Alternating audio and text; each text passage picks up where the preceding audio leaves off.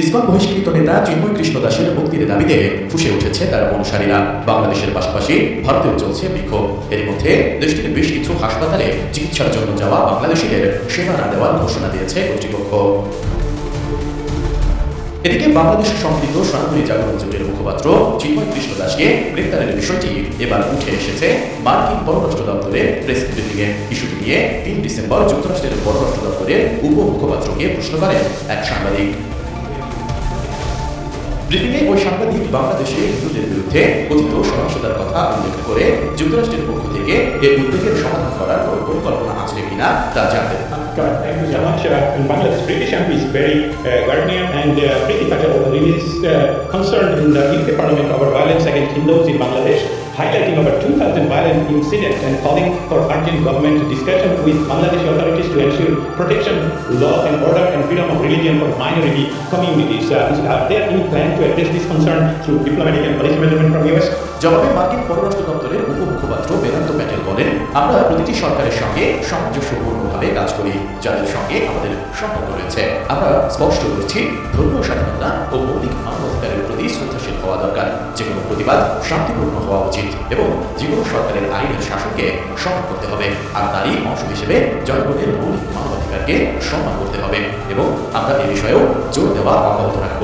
So we are consistent with every government in which we have a relationship with. We are clear that there needs to be the respect of fundamental freedoms.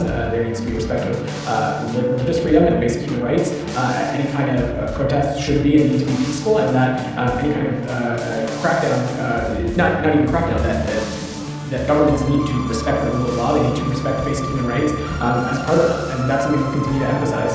পরে ওই সাংবাদিক আরেকটি প্রশ্ন করেন, চিন্ময় কৃষ্ণ দাস ব্রহ্মচারী বাংলাদেশে ইসকনের সাবেক নেতা, এছাড়া ইউএস ন্যাশনাল ইন্টেলিজেন্সের প্রস্তাবিত পরিচালক তুলসী গ্যাবার্স স্কোয়াডের সদস্য।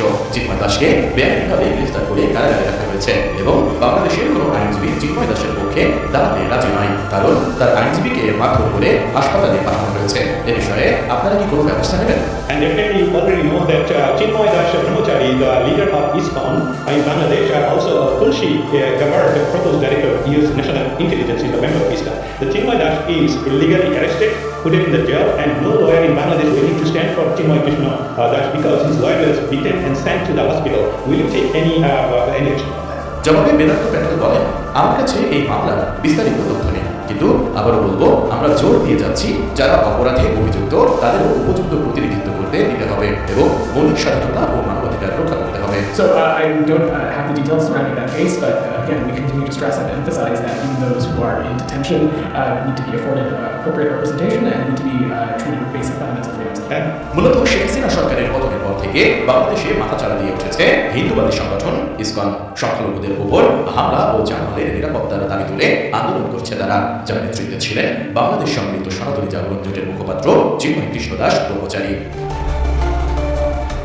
যখন চিন্ময় কৃষ্ণকে গ্রেপ্তারের পরে দেশে সনাতন ধর্মাবলম্বীরা মাঠে আন্দোলন করে এবং দেখা যায় পাশের দেশ ভারতও এ নিয়ে বিবৃতি দেয়।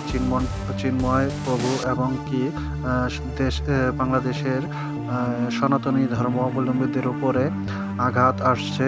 তো সেই পরিপ্রেক্ষিতে এখন দেখা যাচ্ছে আমেরিকাতেও সেই প্রেস মিটিংয়ে বিবৃতিতে দেখা যায় এই বার্তাটি আসে।